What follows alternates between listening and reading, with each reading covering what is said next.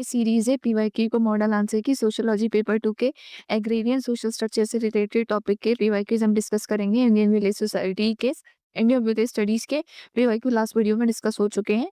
चलिए स्टार्ट करते हैं। Question number first, comment on the factor responsible for the growth and the consolidation of middle level peasantry in rural India. How is it related to capitalism in Indian agriculture. तो ये मेरे hand written notes है, इससे आपको insight मिल जाएगी कि इससे आपको नोट्स मेकिंग करनी है अपने ऑप्शन के लिए। तो आप इस तरह से आंसर राइटिंग फॉर्मेट में नोट्स बना सकते हैं अपने ऑप्शन के लिए। इसमें वैल्यूएशन भी कर सकते हैं अगर आपको कोई चीज़ इर्रेलेवेंट लग रही हो या आपको लगता है आपके पास ज़्यादा अच्छे पॉइंटर हो, तो आप वो भी ऐड कर सकते हैं। या ज़्यादा बड़ा लग रहा है तो इसे शॉर्ट फॉर्मेट में और शॉर्ट करके आप कीवर्ड्स में भी लिख सकते हैं। तो ये क्वेश्चन में पूछा है कि फैक्टर कौन से रिस्पॉन्सिबल थे ग्रोथ और कंसोलिडेशन के लिए मिडिल लेवल पीजेंट्री के रूरल इंडिया में। कैसे ये कैपिटलिज्म से रिलेटेड इंडियन एग्रीकल्चर में। तो मिडिल पीजेंट्री यहाँ पे सबसे पहले हम डिफाइन करेंगे, क्योंकि मिडिल पीजेंट्री के फैक्टर्स ही पूछ रहे हो तो सबसे पहले मिडिल पीजेंट्री पता होना चाहिए कि इसका मतलब क्या है। इसका मतलब है ऐसे कल्टिवेटर्स जिनके पास मॉडरेट लैंड होल्डिंग्स थी और जो डोमिनेंट एग्रेरियन क्लास बन के इमर्ज हुए थे पोस्ट इंडिपेंडेंस में। रॉडॉट प्रोडक्ट ने उन्हें कहा था बुलो कैपिटलिस्ट, ये बुलो कैपिटलिस्ट है। बुलो कैपिटलिस्ट मतलब फ्यूडलिज्म और कैपिटलिज्म के बीच की जो ट्रांजिशन क्लास होती है ना, वो ये बोलना चाह रहे थे। इसके फैक्टर्स, ये मेन बॉडी है, ये मेरा इंट्रोडक्टरी पार्ट हो गया। अब मेन बॉडी में मैं बताऊंगी फैक्टर्स फॉर द ग्रोथ। यहाँ पे मैंने एक डायग्राम बनाया, अगर ये कॉम्प्लेक्स लग रहा है तो आप इसे सिंपल फॉर्म में भी बना सकते हैं। ये rich peasant, middle peasant, small marginal farmers, landless लेकर, ये हायरार्की थी। सबसे ऊपर रिच पीजेंट, फिर मिडिल, फिर स्मॉल, फिर लैंडलेस। ये पिरामिड के शेप में बनना था, लेकिन स्पेस इतनी थी नहीं, तो मैंने इस कॉर्नर में बना दिया। पिरामिड कॉर्नर में बना सकते हैं। मिडिल पीजेंट्री वो क्लास थी जो इमर्जिंग डोमिनेंट क्लास थी, इसलिए मैंने यहाँ पे एरो करके मिडिल पीजेंट्री में को एरो करके बताया। ये इमर्जिंग डोमिनेंट क्लास थी जो पॉलिटिकली मोबिलाइज हुई थी, जिसने ग्रीन रिवॉल्यूशन अडॉप्ट किया था, जिससे इनकी ग्रोथ हुई और फिर कैपिटलिज्म आ गया था एग्रीकल्चर में। यहाँ पे एक और पॉइंट था, ये ग्रोथ इनकी कैसे हुई थी, मार्केट ड्रिवन स्ट्रक्चर फॉर्म हुआ था, उस वजह से फिर कैपिटलिज्म एंट्री हो गई थी एग्रीकल्चर में। तो ये इसे आप एक्सटेंड भी कर सकते हैं। अब फर्स्ट से लैंड रिफॉर्म्स।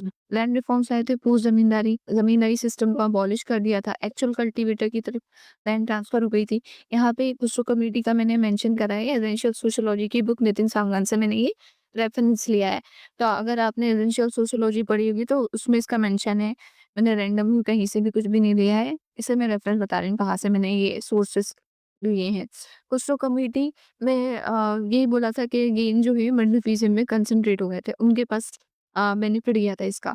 ऐसे यूपी बिहार के जो टेनेंट्स हैं वो इंडिपेंडेंट ऑपरेटर्स बन गए थे, इंडिपेंडेंट मालिक बन गए थे अपने लैंड के। फिर ग्रीन रिवॉल्यूशन भी, middle peasant had resources to adopt ये सीड्स का high yielding variety seeds adopt किए थे, ट्रैक्टर्स, इरिगेशन, जैसे कि मैंने डायग्राम में शो करा। कमर्शियल क्रॉपिंग्स में की तरफ शिफ्ट हो गए थे, जिससे प्रोडक्टिविटी और सरप्लस बूस्ट, मतलब प्रोडक्टिविटी बूस्ट हुई थी और सरप्लस जनरेट हुआ था। ऐसे जार्स ऑफ पंजाब, यहाँ पे एग्जांपल डालना बहुत जरूरी है। ऐसे कोरे कोरे आंसर नहीं लिखिएगा आप, एग्जांपल आपके पास और बेहतर एग्जांपल है तो आप ऐड कर सकते थे आंसर में। तो ये प्रॉस्पर फार्मर्स और एंटरप्रेन्योर्स थे। तो जीसी कुमारप्पा की स्टडीज में भी हमें ये देखने को मिलता है। इसने काउंटर पॉइंट मैंने ऐड कर दिया कि इनइक्वालिटी रूरल ओनरशिप में तब भी थी और एक्चुअल डीलर्स के ऊपर स्ट्रेस किया था इस स्टडीज में। जीसी कुमारप्पा स्टडीज, इन्होंने जो मतलब इनका जो वर्क था उसमें इसका मेंशन है। फिर स्टेट पॉलिसीज भी थी, मिनिस्ट्री ऑफ रूरल डेवलपमेंट एक विजन डॉक्यूमेंट लेके आए थे, जिससे है ना ये लैंड एडमिनिस्ट्रेशन में एक यूनिफॉर्मिटी ये लेके आए थे। तो ये पॉलिसीज थी। इंस्टीट्यूशनल क्रेडिट्स प्रोवाइड किया, एमएसपी फेवर की गई सरप्लस प्रोड्यूसर्स को।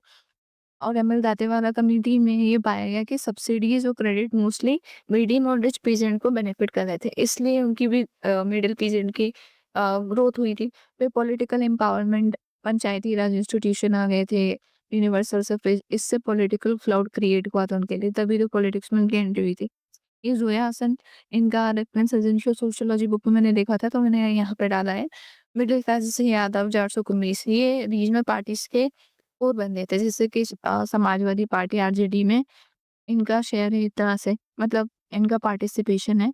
एग्रेरियन मूवमेंट्स, ये बेटर एमएसपी के लिए मोबिलाइज हुए, सब्सिडीज और इरिगेशन, जैसे बीकेयू लेड मूवमेंट था, फार्मर प्रोटेस्ट था, मिडिल पीजेंट्स ने ही लीड करता। अब ये कैपिटलिज्म से कैसे लिंक है, सेकंड पार्ट क्वेश्चन का यही है, ये कैपिटलिज्म से कैसे लिंक कर रहा है। कैपिटलिस्ट फीचर थे जो सरप्लस प्रोडक्शन था या मार्केट में सोल्ड करते थे और वो जो प्रॉफिट इनसे मिलता था उसे री-इन्वेस्ट करते थे। वो भी किसमें? Technology, tractors, irrigation, high quality seeds. तो ये मिडिल पीजेंटी का रोल हो गया। वेज लेबर यूसेज, इन्होंने रूरल रूरल लेबर क्लास को क्रिएट किया था। ये कैपिटलिस्ट फीचर। फिर commercial orientation, profit driven cropping करते थे, जो फायदे की फसल होती थी उसे उगाते थे। कुछ रीसेंट ट्रेंड्स मैंने यहाँ पे डाले जैसे FPO, contract farming, agritech, startup. तो इनमें भी पार्टिसिपेशन बढ़ गया। अब मैंने कुछ रिसेंट का यहाँ पे पंजाब फ्लड का रेफरेंस दिया, भी रिसेंट पंजाब में जो बाढ़ आई थी। मिडिल पीजेंट और एनजीओज और एक्टर्स जैसे सेलिब्रिटीज रणदीप हुड्डा और सोनू सूद ये रिलीफ और मोबिलाइजेशन लीड कर रहे हैं। तो ये सॉलिडेरिटी नेटवर्क का भी पार्ट हो गए मिडिल पीजेंट्स। तो मिडिल पीजेंट राइज करता है शो राइज मिडिल पीजेंट का राइज शो करता है इनकम्प्लीट कैपिटलिज्म। अभी भी पूरा कैपिटलिज्म नहीं है। मॉडर्नाइजेशन विद इनइक्वालिटी ये शो करता है। पॉलिसी को स्ट्रेंथन देना चाहिए कि जो है स्मॉल फार्मर्स का भी इक्विटेबल ग्रोथ। तो ये हम डालेंगे अब नेक्स्ट क्वेश्चन देखते हैं। तो ये मेरा कंक्लूजन हो गया और ये पूरा 4 मतलब ये 3-4 पेज में मैंने आंसर लिख दिया है। तो ये कंप्लीट हो गया। Question number 2, describe the impact of the land reforms of the peasant of Indian society 2014 का 20 मार्क का। इस क्वेश्चन में पूछा है कि क्या इम्पैक्ट था लैंड रिफॉर्म के पीजेंट पे इंडियन सोसाइटी में। 2014 और 20 मार्क का है। पोस्ट इंडिपेंडेंस के रेफरेंस में हम यहाँ बात करेंगे कि पोस्ट इंडिपेंडेंस लैंड रिफॉर्म ने डिसमेंटल किया था, जो फ्यूडल स्ट्रक्चर्स था ना उसको डिसमेंटल कर दिया था, जिससे इनइक्वालिटी रिड्यूस हो गई थी और पीजेंट एम्पावर हुए थे। ये मैंने इंट्रोडक्टरी पार्ट। अब क्या मेजर्स लिए गए थे? इंटरमीडिएटरीज को अबॉलिश किया था, टेनेसी रिफॉर्म्स लेके आए थे, लैंड सीलिंग कंसोलिडेशन और लैंड रिकॉर्ड्स को अपडेट किया था। ये की मेथड है। अब इनके इम्पैक्ट क्या थे? इकोनॉमिकल इम्पैक्ट फर्स्ट में यार लिखूंगी। Empowerment of tenants, security of tenure provide, मतलब सिक्योरिटी थी ट्रस्ट टेन्योर की। रेंट्स को रेगुलेट किया था कि इससे ज्यादा किराया नहीं ले सकते। ओनरशिप भी फिक्स थी। राइट्स थे केरला में, मतलब ओनरशिप राइट्स नहीं होते थे पहले, तो वो ओनरशिप राइट दिए गए। केरला वेस्ट बंगाल में जो ऑपरेशन बरगा है ये बहुत फेमस है, इसे हम डालेंगे यहाँ। और यहाँ पे ये इंटेलेक्चुअल का मैंने नाम डाला है आपको। ये इनका भी एसेंशियल सोशियोलॉजी की बुक में मुझे रेफरेंस मिला था। इसमें थोड़ा सा डेटा भी मैंने डाल दिया है। 14 लाख शेयर होकर थे वेस्ट बंगाल में, 2.8 मिलियन इंटरनेट से केरला में, जो इससे बेनिफिट हुए थे। कुछ तो स्टडीज लास्ट मैंने आंसर में भी यूज की थी, यहाँ पे भी यूज कर ली। Ownership motivated reason to adopt modern technology, क्योंकि उनको जब है ना मालिकाना हक दे दिया था तो उनको मोटिवेशन मिला कि हाँ हम मॉडर्न टेक्नोलॉजी भी अडॉप्ट करते हैं, जिससे उनकी प्रोडक्टिविटी बढ़ गई थी। ये इम्पैक्ट था। फिर एक्सप्लॉइटेशन भी रिड्यूस हो गया था। जमींदारी जागीरदारी को रिमूव कर दिया था। इंटरमीडिएटरीज का एक तरह से यहाँ पे रूल नहीं था। तो यहाँ पे मैंने यहाँ पे वॉल्फ करके इनका डाले हैं एंड उन्होंने उनका स्टेटमेंट है a great effort towards reconstruction of Indian agriculture. तो ये उन्होंने बोला था कि ये एक तरह से ग्रेट एफर्ट था। फिर 63 मिलियन हेक्टेयर्स भी किए गए थे। इंटरमीडिएटरी कंट्रोल सी प्लानिंग कमीशन का डेटा उस टाइम का, जब प्लानिंग कमीशन हुआ करती थी, उसका रेफरेंस बनाया गया है।